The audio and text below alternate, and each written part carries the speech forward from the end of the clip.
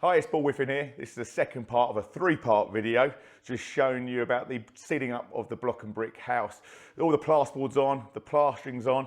Now we've got ATSPACE in to carry out a pre-formal air pressure test, really a diagnostic test to find out what result we're getting and where the leakages are. Keith, take it away.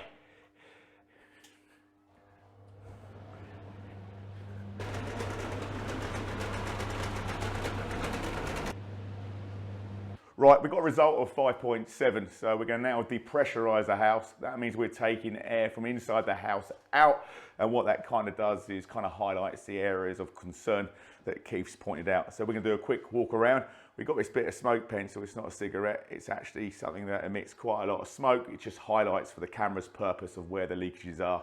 So let's start from downstairs. Right, the house is depressurising, so we're taking air out so we can find out where the air is actually leaking from. We're inside the kitchen, so I'm going to fly through the house very quickly to show you where the problems are.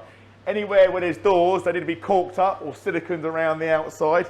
That creates a better air seal. The threshold detail down here and how well the doors are adjusted and fitted. You can probably see the smoke, so make sure the doors are adjusted and sealed up. The detail under the door here, obviously when the floor's on and it's sealed, it'll be a bit better. Window boards, this area here needs to be caulked up. Silicone around the frame again, as when you get two different interfaces between plaster and plastic, they both move at different times, they expand, so make sure you've got a nice seal around here. Make sure your trickle vents are well fitted. We can seal these for the air test. People always forget about is under here. Is a little bit, this is pretty damn good, as we've sealed all the cavities, but normally this gap under here is always left. Anywhere where you get pipe work going to outside of the building, you can see in here, this is leaking. I can feel the air coming through the cupboard. So make sure any penetration is sealed up. We'll show you what type of products to seal or silicone around these. We're in a utility room, got a little footwell, bit of a recess in the ground. I can feel lots of, you can see it glowing up here again. Utility sink, anywhere where there's pipe work coming through.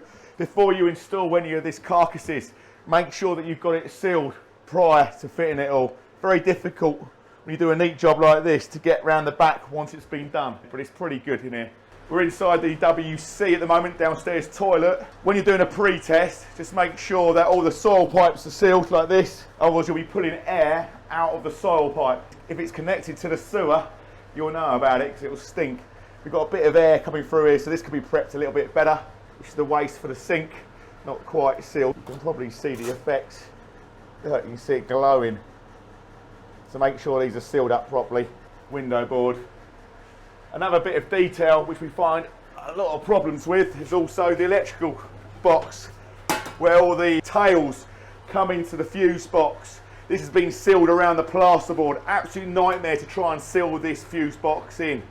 So make sure when you pull your cables through, your tails through to your RCD unit, that you actually get all this nice and tight.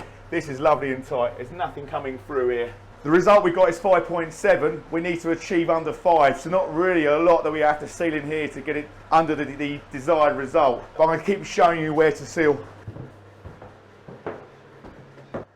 Right, again, we're upstairs. We've got a nice Juliet balcony. We have, again, detail on the doors. Make sure you've got a nice silicone sort of bead that runs around. Make sure they're fitted properly. Make sure the keys actually leak a lot of air, believe it or not. And the detail on the door. Not too bad here. Got the ton and groove floor as well. You can see before the carpet's exposed, got a few gaps. This should be glued and screwed properly. This is the waterproof one in case it gets wet. It's a detail like this. This could be sealed up as well to help anything coming from the joist, for the joist level coming through the floor. There's quite a bit coming through here. Into the bathroom, trickle vent. Trickle vent open. Keith? So again, when we do the air pressure test, got to make sure the trickle vents are shut, as obviously our score will get better. These shouldn't be left open. We've got a nice embedded sort of shower tray in there. That'll be nicely siliconed up so we won't get any issues there. Details like this, when you've got the cables coming through the ceiling before the ceiling rose, we've got a nice pendant going on here.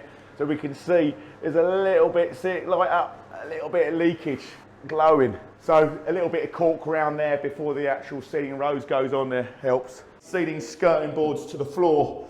We've got the plasterboard sorted out. If you've not done that correctly, the dot and dab isn't continuous, then you'll Your second line of defence is the skirting board. So because it bellows out underneath it and on top, it does. You can see the gaps down here, not leaking too bad here. But make sure that you seal the top with cork, decorator's cork. Make sure it's not pronounced too much, as the decorator won't like you. And make sure you seal the bottom. Again, don't make the silicone too pronounced, because the carpet fitter will cut it out when he fits his carpet and puts his carpet gripper. So make sure it's a nice continuous bead. You don't just want to do the outside perimeters of the wall, you want to do every single skirting board, as air will find the easiest route out. So if it can't get out here, it will try here, it will try the internal walls. They're all interlinked to each other through the doorways. So make sure that all the skirting boards are sealed, top and bottom. That looks like it's been done correctly. So there's a nice bit of cork underneath the seal. Right, inside the airing cupboard, we've got all the pipe work comes up for the boiler. The floorboards coming through here, nice neat cuts these, but again, they want to be sealed up. Make sure there's no air coming through the void between the downstairs ceiling and the upstairs floor. This is quite good here. So look at all the pipe work coming through, all the electrics for the boiler and everything else. You can see it glowing there. This little stud work wall joined to the external wall is leaking. So again, this needs to be sealed up. You want to use a robust expandable foam or something like that. That's going to last a very long time. You do. This needs to be a little bit more careful. And also, we've got the pipe work. In this house, we've got downstairs underfloor heating, so it's in the screed. Up here, we have rads. We can see the holes where they come through. These do leak a small amount of air. You can see it glow up slightly there, so I'm shaking all over the place. But yeah, all these need to be sealed. Some pipe work you'll have coming through the floor. You can get certain plugs. Again, seal it when it comes through the floor. When you get the sockets fit to the wall, you always get a bit of air leakage.